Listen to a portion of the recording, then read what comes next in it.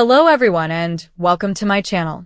And if you're a true General Hospital fan, be sure to like this video and subscribe to the channel. Now, let's get started with today's video. General Hospital, GH, teasers indicate that Jason Morgan, Steve Burton, will soon learn some terrible information concerning Britt Westbourne, Kelly Thibault. Britt's deceit about Cassius Faison, Ryan Pavey, may strain her relationship with Jason, especially since her secret endangered Jocelyn Jacks, Eden McCoy, and Carly Spencer, Laura Wright. See why Jason is furious and breaks up with Britt. Britt should have told Jason about Cassius posing as Nathan West, Ryan Pavey, when she spilled everything else to him.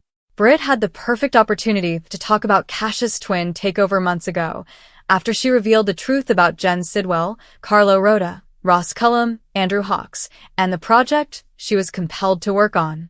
Instead, Britt stayed quiet about Cassius posing as Nathan, which obviously caused some major conflict for Jocelyn and Carly.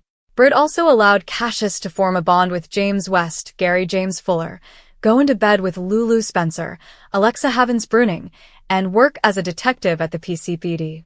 Cassius helped cover up Rocco Falconeri's, Finn Carr, role in shooting Cullum on the pier, but that doesn't excuse any of his other crimes. It also does not undo Britt's deception, so Jason may have a serious issue with her keeping Cassius' secret from him for so long. That's especially true given that the information Britt had about Cassius in advance is unlikely to come from her. Britt didn't tell Jason how much she knew or when she knew it during their most recent reunion at GH, which could cause problems. Since Peter August, Wes Ramsey, keeps pushing Anna Devane, Finola Hughes, to seek vengeance on Britt, she'll most likely bring up the filthy doc during her forthcoming reunion with Jason. Anna and Jason will have some reconnection scenes on July 30th, which could lead to her slamming Britt for being involved with Cassius in all of this. Jason might confront Britt in the aftermath to obtain her version of the story, which could lead to her admitting that she knew Nathan was a hoax the entire time. Britt was compelled to remain silent in order to receive her Huntington's medication, which she now realizes was saline because she never had the disease in the first place. Even so, Britt should have delivered the Cassius stunner to Jason long ago, so this could be the beginning of some fissures in their relationship. According to General Hospital spoilers, Jason and Britt may be on the verge of a terrible divorce, so keep an eye out to see if some Cassius-related troubles push them over the edge. Jason Morgan's return to Port Charles was never going to be easy. After months away, first under the WSB's control for a crime he did not commit, then on a planned father-son trip with Danny, he returned to the familiar halls of General Hospital with a quieter energy than the man who once lived by instinct and loyalty to those he called family. The reunion with Britt Westbourne should have been the emotional highlight of the homecoming. Instead, it immediately highlighted the gap that time, secrets, and difficult decisions had created between them. Britt's face brightened up as soon as she spotted him. The smile was real, the type that comes after months of waiting, fretting, and repeating their final words to each other. Those words were, "I love you," spoken in the heated moments preceding Jason's arrest. She had intended them. He'd responded in kind. For a brief moment, it seemed as if the universe might finally give them a clear way. That road has now constricted significantly. Jason's detention and the reflective period that followed required a reassessment. He has spoken with Rocco about moving forward, extended an olive branch to Drew for the sake of the children who bring their divided family together, and made it clear to Danny that he intends to be present in ways he has never been before. The boy has already lost one parent. Jason will not risk becoming another absentee. That resolution is at the heart of every decision he is currently making, especially those involving Britt. The trouble starts almost immediately. Britt has spent the intervening months dealing with her own upheavals. The Huntington's diagnosis, which had once dictated her destiny, turned out to be a fabricated threat, a harsh tool used by Cullum and Sidwell to keep her quiet. The revelation should have provided relief. Instead, it made her reconsider every decision she made under the shadow of that fake death sentence. She returned to the hospital, attempted to regain some routine, and waited for the man who had expressed his love on his way out the door. When he eventually emerged, the relief was palpable, but so did the rage that followed shortly after. That fury manifests itself physically in the days following their first face-to-face contact. Britt punches Jason. The gesture isn't playful. It carries the weight of unanswered calls, unexplained delays, and the growing sense that the guy who previously risked everything for her is now weighing each risk against a different set of priorities. Jason doesn't fight back. He absorbs the hit and the words that accompany it. He has already realized that the life he is creating cannot sustain the instability that has always surrounded Britt. His rage is not primarily directed at her. It is targeted at the pattern. Britt hid some of the truth, even after he begged her to be open about what she was going through. She ultimately talked about Cullum, Sidwell, and the endeavor that had absorbed her. However, one significant secret remained. Jason has also discovered, upon his return, how much he missed while away. The discovery that Nathan West was never Nathan at all, but rather Cassius Faison operating under a stolen name, hits home particularly hard. Britt's partial transparency now seemed less like safety and more like a commitment to the danger that surrounded the people Jason cares most about. Danny is at the core of that calculation. The youth has already demonstrated his willingness to go to great lengths to find his father, including stealing into WSB offices, contacting Sonny about joining the organization, and making risky decisions in the sake of loyalty. Jason sees a reflection of his younger self in those behaviors and is determined to end the cycle. A connection that constantly draws him into the circle of crooks, blackmail, and medical conspiracies does not serve that purpose. Britt has always been fascinated to drama. That characteristic used to feel like shared survival. It now feels like a liability that Jason cannot afford. The talk that seals the fracture is neither loud nor theatrical.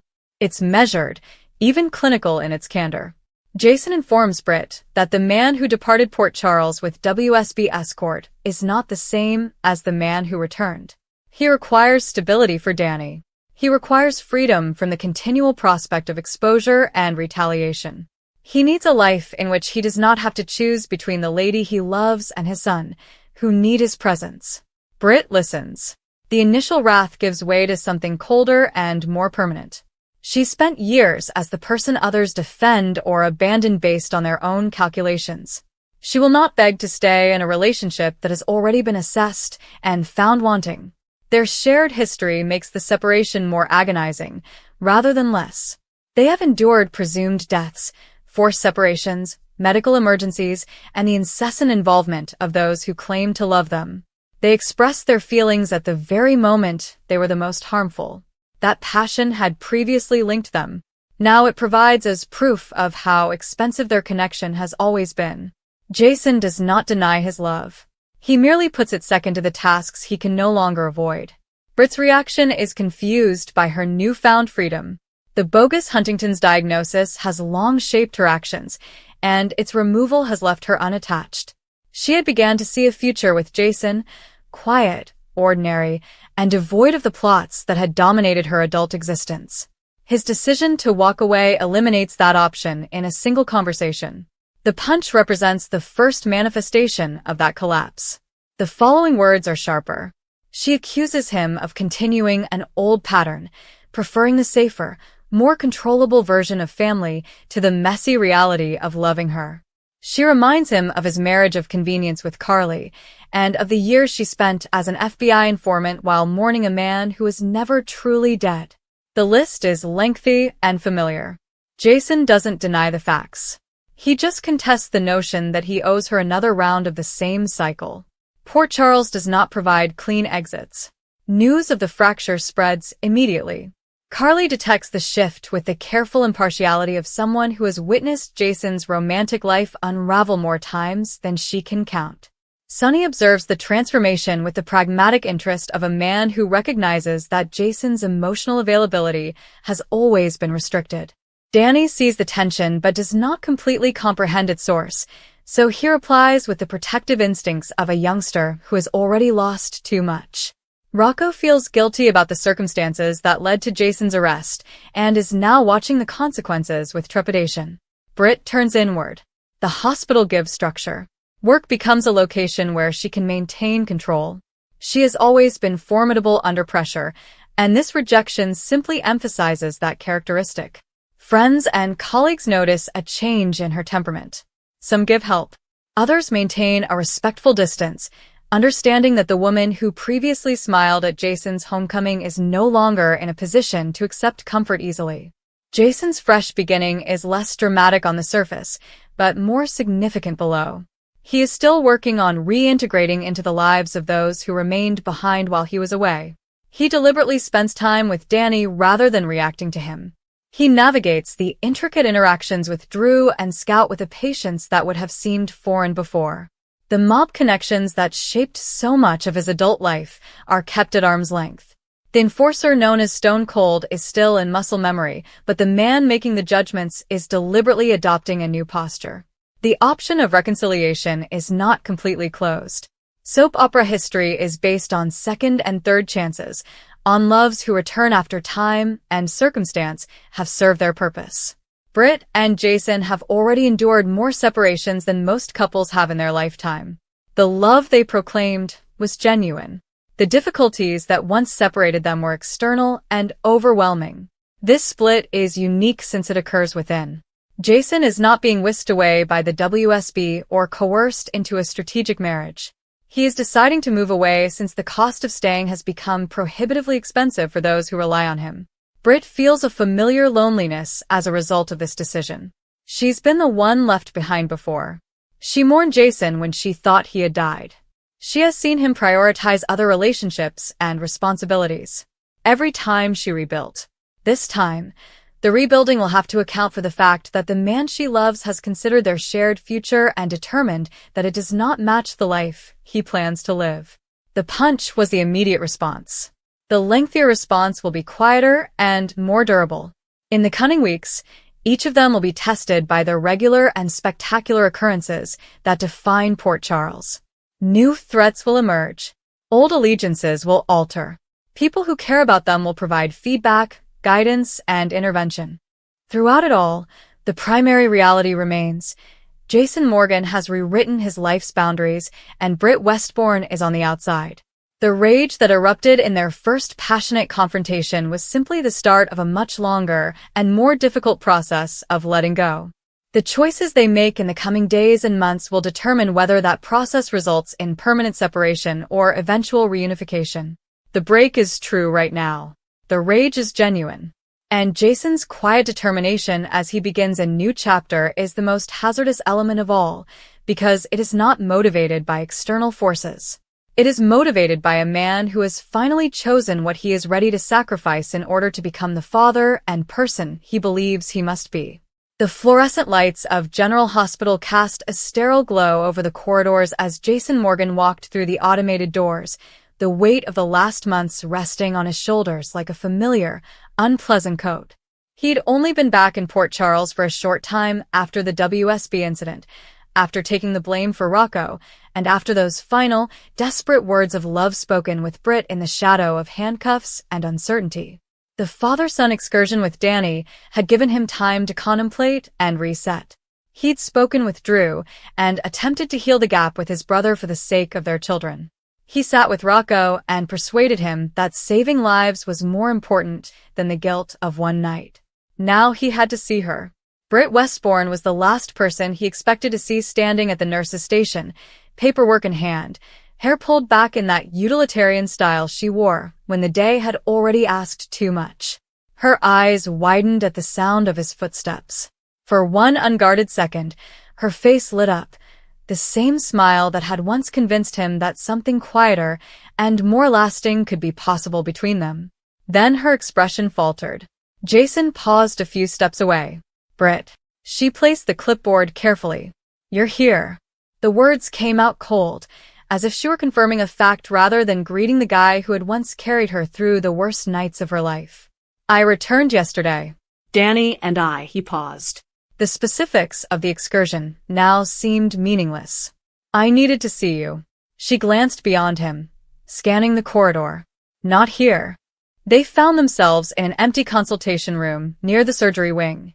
The door snapped closed behind them. Britt folded her arms to form a barrier of white coat and professional distance. Jason remained standing near the window, with a late afternoon light cutting across the floor between them. I meant what I said before they took me, he began. About us. About wanting more than merely to get through the next crisis. Britt's mouth tightened. And I meant what I said. But things changed while you were away. He waited. The silence extended.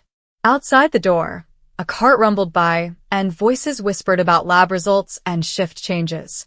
Inside the chamber, the air felt heavier. What has changed? He asked. She gazed at the floor. Everything. The diagnosis. The work. The people who still believe they own parts of me. Her voice was low. I discovered that the Huntington's was faked. Sidwell and Cullum utilized it to keep me docile. The majority of the medications were placebos. Jason's fists clenched at his sides. I spent months thinking I was going to die so they could force me into that project. The hatred that erupted in him was familiar, the same cold fury that would settle behind his eyes whenever someone threatened the people he protected. They lied to you about your own body. Yes. She addressed his gaze. And while you were locked up, I had to continue playing the part. I had to finish what they started or risk losing more than my life. There were others involved. People who still have power. He approached closer. You should have told me the moment I got back. I wasn't sure if you were staying. I wasn't sure if the WSB still had strings on you. And I wasn't sure if telling you would place a bullseye on your back again. Her voice cracked with the final word. You have already taken a bullet for me once. You were already imprisoned for something that was not even your crime. I couldn't ask you to do it again. Jason watched her face, seeing the tiredness in her eyes and the way she held herself as if waiting for the next blow. So you decided for both of us. I decided to keep you alive. The words were like a physical blow. He'd heard similar stories from others in previous years who claimed they were protecting him by keeping him out. It never felt like protection. It always felt like abandonment disguised as sacrifice. That's not your call, he said quietly and steadily. Not anymore. We stated we loved each other. That means we will confront the threats together. Britt shook her head. Love does not change the rules of this community. You know it better than anyone else. Your past with the mob, Carly, and Sunny. Every time someone gets close to you, the stakes increase. I've seen you choose the family business over a life with me before. I watched you vanish for years. I can't repeat that pattern while I'm still fighting to restore my own name. Jason's chest clenched at the mention of Carly. He never claimed that the past was uncomplicated. Carly remained a constant in his life, a companion and co-parent in some ways, despite the intricate web of their shared history. But when it came down to it, he had given Britt the truth. The marriage was based on strategy rather than desire. He has made other decisions since then. He had picked her in the last second before the agents whisked him away. I chose you, he explained. In that room, while the agents waited. I spoke the words. And then you were gone. Britt's arms tightened over her chest. I needed to keep operating. I had to lie to individuals I care about in order to complete the assignment and break free from Sidwell's control. Lucas has been attempting to bring me out of my misery. Liz has been covering shifts. I started looking at flats again, hoping that I could create something that wasn't centered on crises and shooting. Then you step in, and everything tilts. Jason felt his first true outburst of rage, not at the people who had abused her, but at the wall she was constructing between them. Do you believe I came back to drag you into more chaos? I returned because this is home. Danny requires a father who shows up. Because I believed we had something worth fighting for. Her voice softened for a moment. We still might. But not if I continue to put you in harm's way whenever my history catches up with me. Cullum is no longer with us, but the network he built remains. Sidwell still has reach. The WSB continues to monitor everyone involved with that endeavor. You become a source of strain when we are together. They'll use you, or me against each other. I'm not going to let that happen. He turned away, peering out the window at the parking lot below. Cars traveled in sluggish circles. A security guard patrolled the perimeter. Ordinary life resumed while the two of them stood inside this small room, debating whether love was powerful enough to withstand the machinery of Port Charles.